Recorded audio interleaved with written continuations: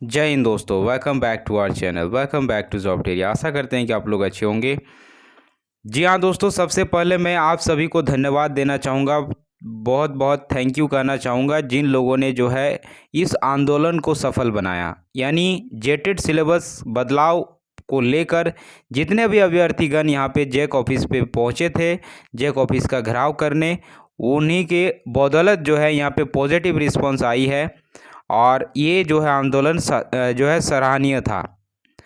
Jack की तरफ से यहाँ पे पॉजिटिव रिस्पांस आया और उसी का नतीजा है कि यहाँ पे जेटेड सिलेबस में होगा बदलाव। जी हाँ दोस्तों, बिल्कुल जेटेड सिलेबस में बदलाव होने जा रहा है और इसकी जो है पुष्टि जो है हो चुकी है। जैक के अधिकारी ने कन्फर्म कर दिया है कि आपकी मांगों को यहाँ पे हम लोग इस पे अमल करेंगे और जल्द से जो है जेटेड सिलेबस में बदलाव होगा।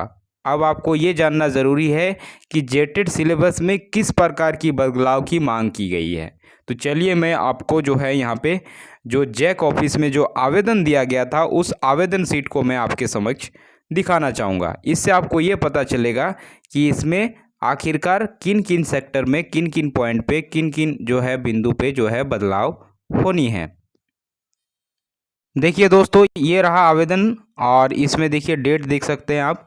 सेवा में सचिव महोदय, झारखंड अधिविद्य परिषद रांची।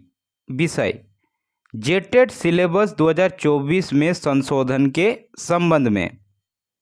महाशय, देखिए महाशय, सभी ने निवेदन यह है कि झारखंड शिक्षक पात्रता परीक्षा नियमावली 2024 में एवं जो गाइडलाइन शिक्षक पात्रता परीक्षा यानी जेटेड संचालित राष्ट्रीय अध्यापक शिक्षा परिषद यानी एनसीटीई के दिशा निर्देश के अनुसार ज्ञापन संख्या नंबर यहाँ पे देख सकते हैं 76/4/2010 NCTE कैड दिनांक यहाँ पे देख सकते हैं, जो कि एनसीटी का गाइडलाइन कहता है। यहाँ पे 11 जो है ये जारी हुआ था 11 फरवरी 2011 में द्वारा बताए गए गाइडलाइन के अनुसार उल्लेखित है।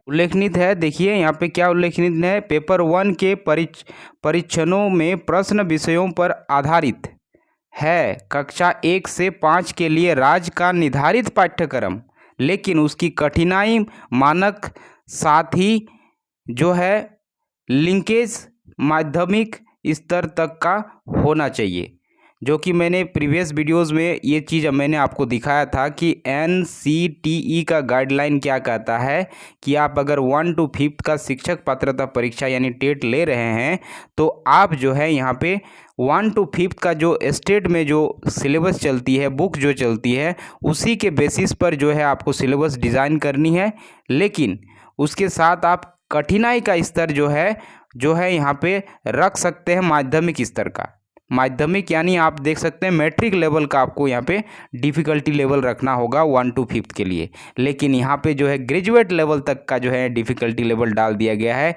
12th प्लस जो है यानी इंटरमीडिएट से भी ज़्यादा जो है यहाँ पे डिफ़िकल्टी लेवल पेपर 1 में इस बार के सिलेबस में डाला गया है। दूसरा पॉइंट को देखिए। दूसरा पॉइंट ये है कि पेपर 2 यानी कक्षा 6 to 8 के परीक्षणों में प्रश्न 6ठी से 8वीं कक्षा के लिए राज्य के निर्धारित पाठ्यक्रम के विषय आधारित होंगे, लेकिन उनकी कठिनाई मानक जो है और लिंकेज वरिष्ठ माध्यमिक स्तर तक के होने चाहिए। यानी देखिए 6 to 8 के लिए जो है यहाँ पे आप जो सिलेबस डिज़ाइन होना चाहिए वो आपका राज्य में जो पढ़ाई जाती है 6ठी से 8वीं कक्षा की जो पाठ्य पुस्तकें हैं उससे आधारित जो है आप सिलेबस डिज़ाइन कीजिए। लेकिन कठिनाई का स्तर जो है आप रख सकते हैं यहाँ पे ग्रेजुएट लेवल पर, कोई दिक्कत नहीं है। ग्रेजुएट नहीं, यहाँ पे +2 लेवल तक का जो है आप यहाँ पे जो है कठिनाई का स्तर रखेंगे।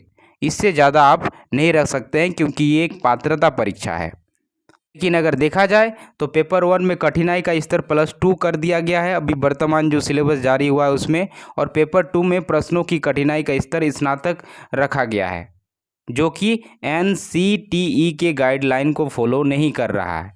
तो ये बात जो है यहाँ पे आवेदन में बताई गई है और इस पे संशोधन होगा।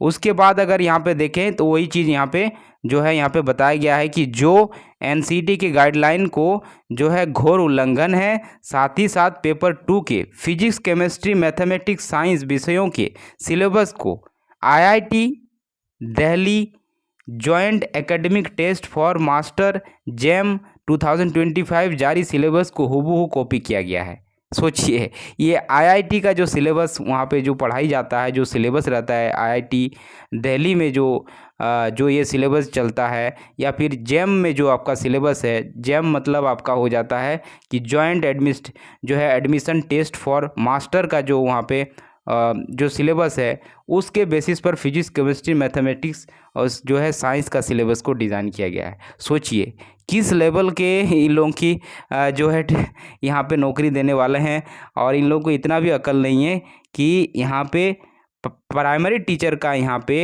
एक पात्रता परीक्षा ले रहे हैं, उसमें ये सिलेबस डालने की क्या ज़रूरत है। सिलेबस को हूबहू वहाँ पे कॉपी कर दिया गया है और यही चीज़ें इसमें भी बताई गई। अब देखिए, जैक के द्वारा जारी सिलेबस में और एक चीज़ था कि क्षेत्रीय भाषाओं का जो है वर्गीकरण नहीं किया गया है। किसी प्रकार के क्षेत्रीय भाषाओं का यहाँ वर्गीकरण नहीं किया गया था सिलेबस में, और सामान्य अध्ययन विषय का सिलेबस भी नहीं दिया गया है। जबकि सामान्य अध्ययन विषय यानी जीएस बहुत ही व्यापक है, इसका डिटेल सिलेबस टॉपिक वाइज होना चाहिए, जो कि इस बार के सिलेबस में यहाँ पे नहीं मेंशन किया गया है। साथ ही साथ अगर देखिएगा तो यहाँ पे इससे पूर्व जो है झारखंड पात्रता परीक्षा 2013 और 16 में आयोजन हुआ है, जो कि एनसीटी के गाइडलाइन के अनुरूप ही डिज़ाइन हुई थी। तो 2013 और 16 वाला में एनसीटी की गाइडलाइन हूबहू जो है वहाँ पे फॉलो किया गया था, इसमें कोई दिक्कत नहीं था। यानी पुराना सिलेबस अगर इसमें ये लोग अगर रखते और ऊपर से 1-2 चैप्टर अगर बढ़ा भी देते, टॉपिक ऐड भी कर देते तो कोई प्रॉब्लम नहीं होती। लेकिन इन लोग तो वो तो बहुत बड़े बुद्धिजीवी लोग हैं, इन लोग जो है स्टूडेंट बोल रहे हैं कि सिलेबस जारी कीजिए, तो लीजिए सिलेबस इस तरह से जारी कर देते हैं। देखिए, इसके अतिरिक्त सभी विषयों में खंडवार जो है उत्तीर्ण होने की बाध्यता को हटाया जाए और सेक्शनल कट ऑफ को भी हटाने की यहाँ पे मांग की गई है।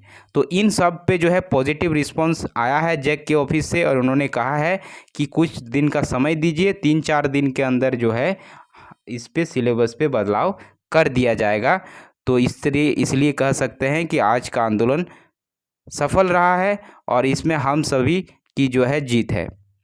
तो ये थी दोस्तों अभी रिसेंट की अपडेट। वीडियो को अंत तक देखने के लिए बहुत बहुत धन्यवाद। Thanks for watching.